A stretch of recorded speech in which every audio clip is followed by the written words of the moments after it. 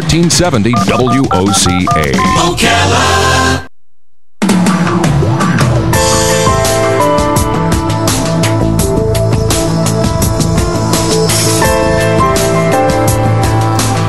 All right, 5 minutes after 10 o'clock. Thank you for tuning in this Monday morning. It is Labor Day, and it's also getting closer and closer to the general elections. Patricia Muth is on the phone with us. I think she's up in Tallahassee, so hopefully she fared well and has electricity. My gosh, they got the brunt of that storm, didn't they? Yeah. Her credentials include journalist, contributor to the Christian Science Monitor, the Florida Real Estate Journal, the Money Payer. She was appointed to as the Florida head for the Ross Perot movement. I was a big Ross Perot supporter. Gosh, everybody saw him as a great leader, and it didn't work out. I mean, he would have been a great leader, but I always think it was threats against his daughter that got him to pull out. Maybe she disagrees. Patricia is one of the first 5 women to trade on the floor of the Chicago Mercantile Exchange. She's a talk show host on WLS Chicago Talk Radio, and she served 4 years as a spokeswoman for the Chicago School Board, and she's coming to our area to sign books. Her book is called Untitled in the Making. Perot Movement Laid the Foundation to Take Back America. Where do we go from here? The book signing will be at Barnes & Noble down in the Villages on Saturday, right, Raman? Yep. Saturday, 2 p.m. till 4 p.m. Saturday, September 10th. We're going to get all the details right now. Patricia, good morning. How are you? Oh, we are good up in Tallahassee. We're a little loud with the bulldozers and the saws, but we're doing just fine. The electricity is on. Oh, wow. Did you lose electricity at all? Oh, yes. It went out at 11:30 Thursday evening and didn't come back on until Sunday. Gosh. Wow. Well, hopefully everybody's okay. I know we saw a lot of electric utility trucks heading your way, so I think people are pitching in from all over the country. I believe that the Tallahassee Democrats said there were still 27,000 people in Tallahassee without power. Is that right? Wow. Well, thank you for coming on there with us, and tell me about the book, A Title in the Making, because I was a big Ross Perot supporter back in those days. And am I right? Did he back out of it because of threats to his daughter? That was one of the major reasons, but the other reason was as he was looking at the polls, and when he backed out, he was at 34%. He saw that it was possible that it could be a 3-way tie. In that case, it would go to the House of Representatives according to our Constitution. And the House of Representatives then was democratically controlled. So he really didn't have a chance if that happened. But I do believe many of the things that we are and have seen in this presidential election started with Ross Perot. As far as when he was considered a very good businessman prior to entering the race. Yeah, he's a billionaire, and as soon as he started climbing in the polls, suddenly this man became crazy. Well, they're not using that word on Donald Trump. They have other words for him. He wasn't considered a threat until he started really taking each one of those candidates, out of the race, and then all the dirty tricks start. And that's what happened exactly. That's exactly what happened in 1992. Yeah, and by dirty tricks, you mean dirty campaigning. I mean, they're throwing mud all over the place, and they did to Ross Perot. I don't know. I mean, we live in a weird time or something. I don't know. It's just the best person with the best ideas can present those ideas just as Ross Perot did, make sense, and still people don't want to jump on board and say, this guy's making sense. Oh, but Larry, we have to look at it another way. There are a lot of people in America who believe that these candidates, Ross Perot and Donald Trump, who have the good ideas and want to turn this country in the right direction, there are a lot of people behind them. Well, the people who are not behind these candidates are those who like things the way they are. I'm talking about the established political class, the Democrats and the Republicans, who are exactly the same. And if you read the book, when the readers will find what we discovered, which we were shocked at, that both Democrats and Republicans, when it came down to voting, they voted for the same thing. They both voted for NAFTA. Yeah. They both voted to continue our debt and deficit. And so they like it that way. They do not want it to change because they are the people who are making money. They're in power. The lobbyists continue to have their jobs. And the other part of the equation is the voters. And the voters don't want this anymore. Yeah. What was the Ross Perot was with the Reform Party, right? Back in those days? Yes, when after 1992, we started an organization called United We Stand America. Remember that, Larry? Yes.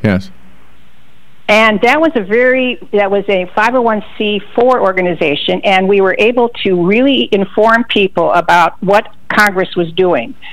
And as a result of that, in 1994, many of the congressmen who voted against NAFTA were no longer in office.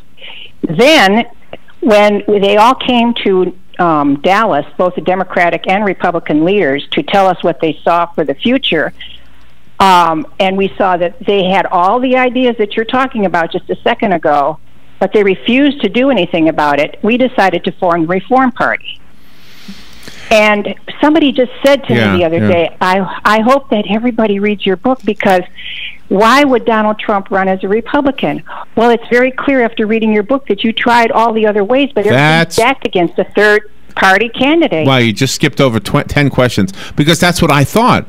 That's what I've always thought, that doing the third-party route has already shown that it just dismally disappoints everybody. And even though the Reform Party was made up in great part, and correct me if I'm wrong, from Republicans who were disenchanted. Oh, it was made up of Democrats, Republicans, and Independents. Clearly, all three of them across the board, but a lot of Republicans who were disenchanted. There's no question about that. But you see, after we succeeded as an independent, when we were able to get they didn't think that we could get Ross Perot on the ballot as an independent, and we the people did that on our own without instruction.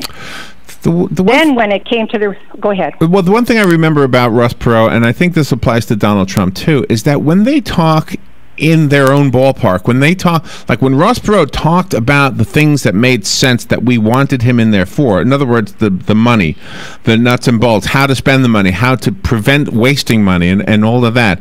When Donald Trump talks about the same things, it really embraces us.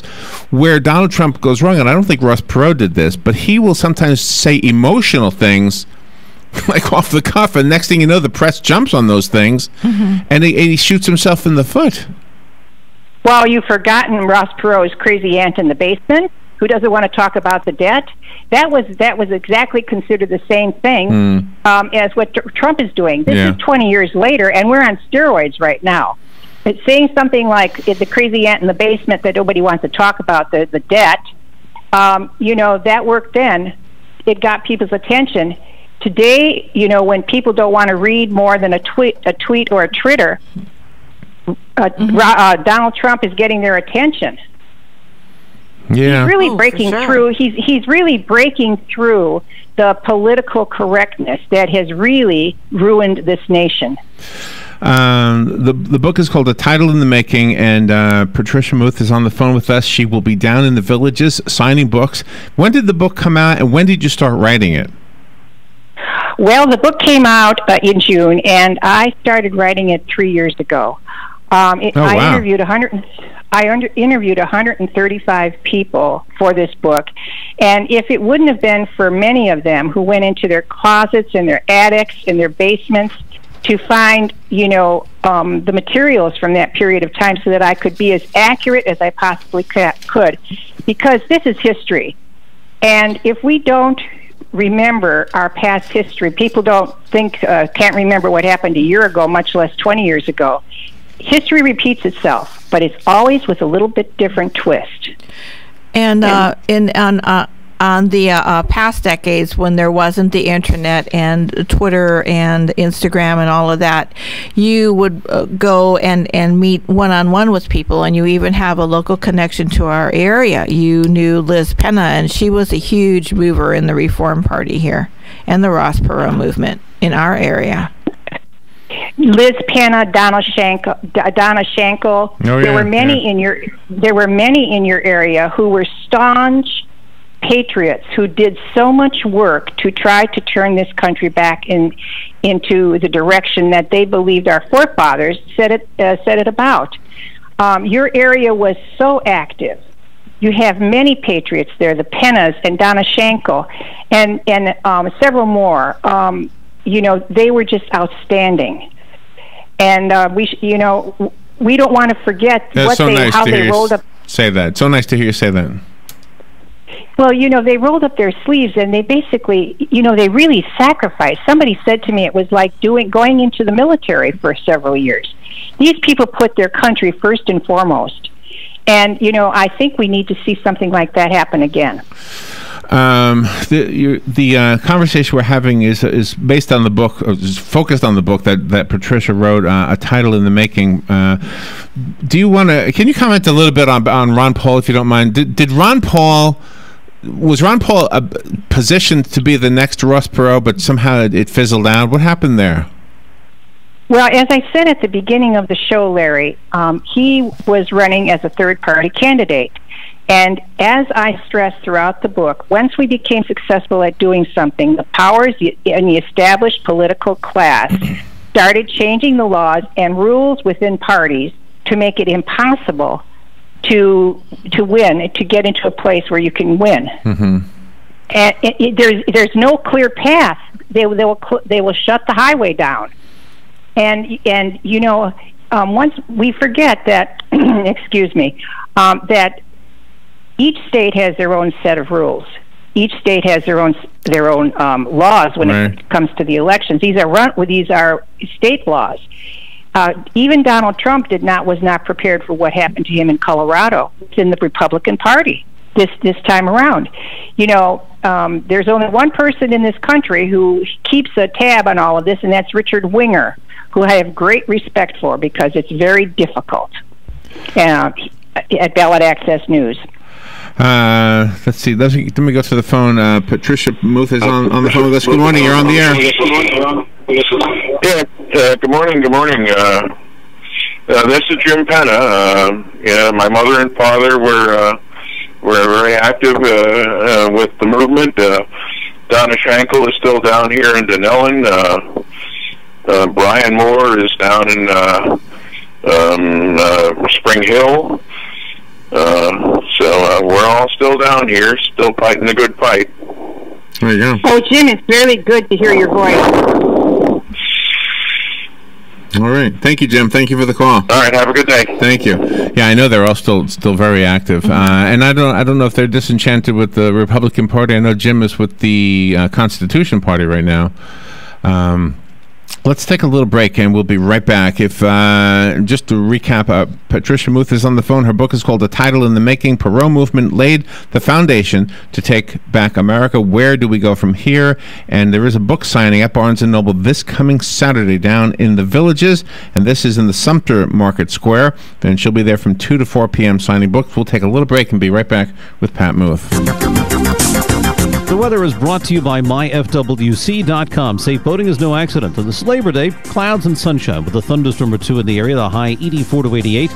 It'll end up mainly clear Monday night with a low of 66 in the coolest inland spots, 74 on the coast. For Tuesday, times of sun and clouds, high 86 to 90. For Wednesday, sunshine mixing with clouds, a thunderstorm in parts of the area, the high 86 to 90. From the Florida Weather Center, I'm meteorologist Joe Lundberg. There are only a few things in life that you can be certain will always be around: death, taxes, the pursuit of happiness, and computers. As they continue to advance at an epic pace, the one absolute certainty about them is that they'll break. It's not an if, it's a when. And when it happens, bring it to the only company in Ocala that's certified in Apple and Microsoft, Ocala Mac and PC Repair. They even offer on-site computer repair service, so they come to you. And if you do drop it off, you can check your repair status online. Ocala Mac and PC Repair is a family-owned and operated company that can do everything from mobile repair to wireless networks, fixing viruses, data recovery, even building and installing new systems. Visit online at ocalamacpc.com. In person, 1713 East Silver Springs Boulevard, or give them a call, 352-566-8324. That's 352-566-8324. Ocala Mac and PC Repair. Looking to put your money to work? Florida Credit Union has a CD special, 25 months for 1.41% APY with a $10,000 minimum. Federally insured by the NCUA, a government agency. These rates effective through September 15th, subject to change at any time. Visit one of Florida Credit Union's convenient locations today or their website, flcu.org, or call 352-237-8222. Don't miss this 25-month CD special. Again, the APY is 1.41%. Act now. Veterans are the foundation upon which our freedom is built. Listen to The Source, WOCA, each Thursday at 9 a.m. to Veterans News with Hank Whittier from Vets Helping Vets. You'll hear tributes, information on veterans issues, and stories that will make you laugh, cry, and feel proud. Veterans News always focuses on the military, past and present, and on our first responders. Veterans News is brought to you each week by Bob Wine's Camellia Gardens and Nursery, keeping you blooming since 1952.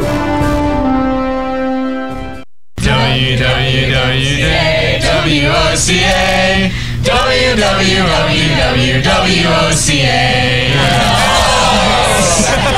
All right, 21 minutes after 10 o'clock. Thank you for tuning in. Nice looking day. First nice looking day we've had in about a week, I think. Patricia Muth is up in Tallahassee. They got the brunt of that storm called Hermine, and she seems to be doing okay.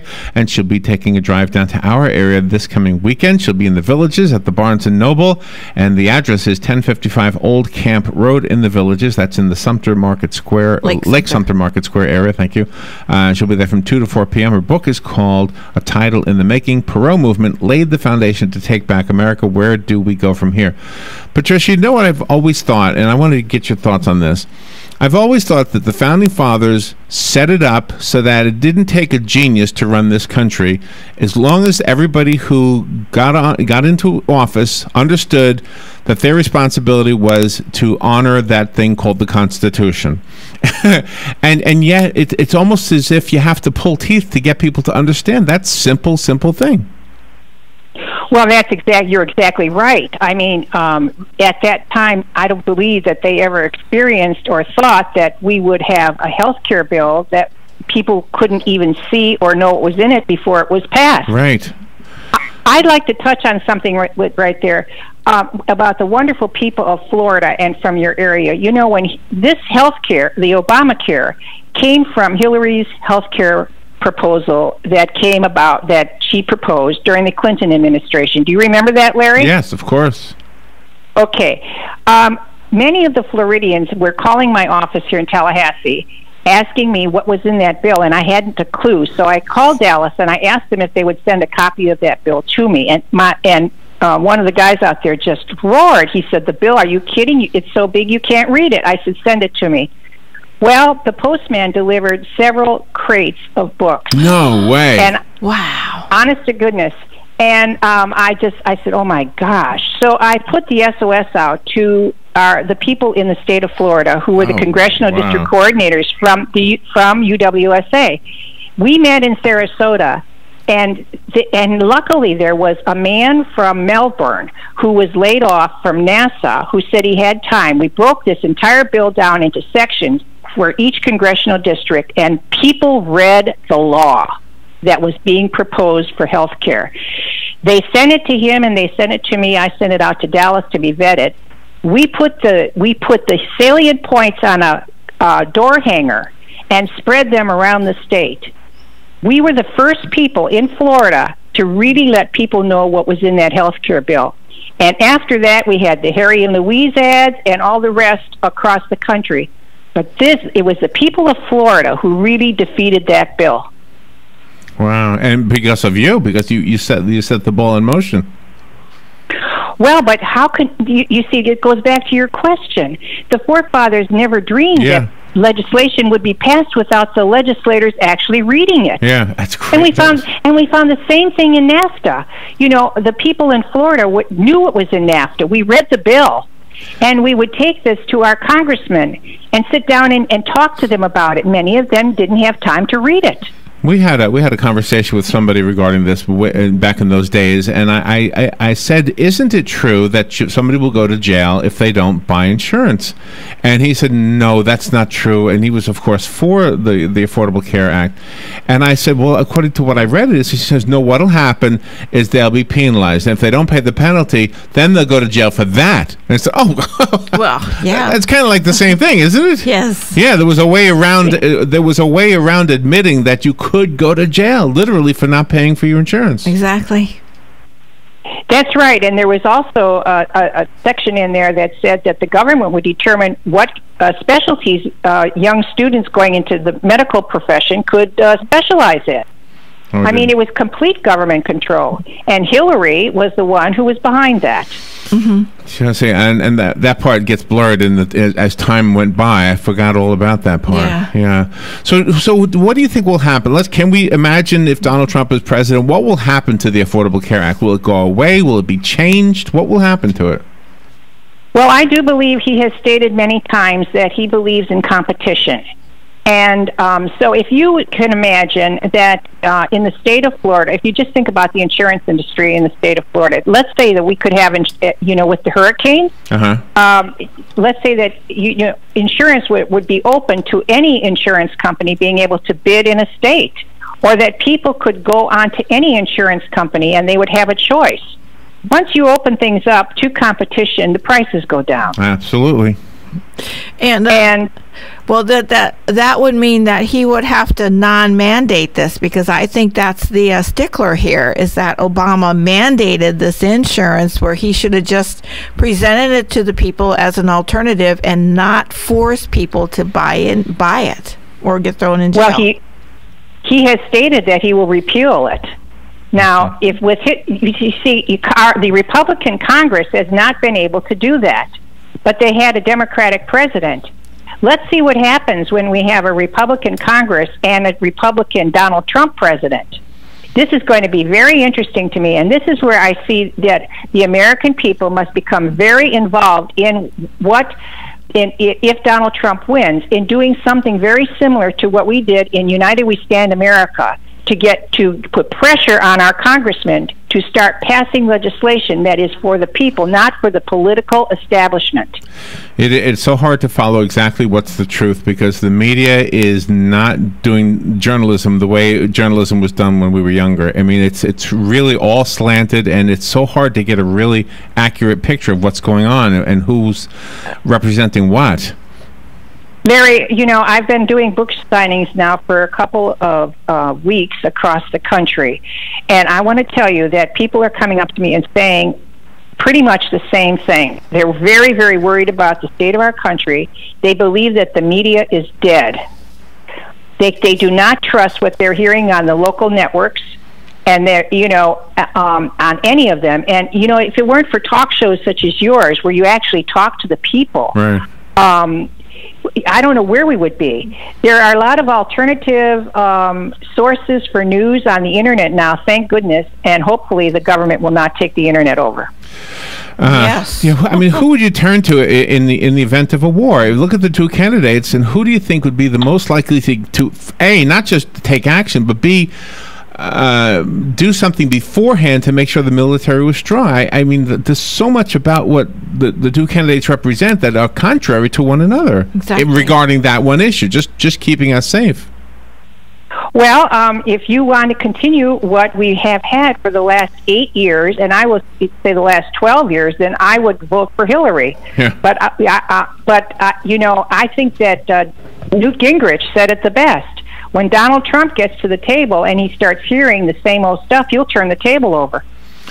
Yeah. Let me go back to the phone real quick before we run out of time. Good morning. Thank you for calling. You're on the air with Patricia Muth. Yeah, good morning. Good morning. Yes, Congress tried to reinvent the wheel with the Health Care Act, and they had a perfectly functioning model called the Federal Employees Health Benefit Plan, and which is competition among different insurance companies to represent federal employees.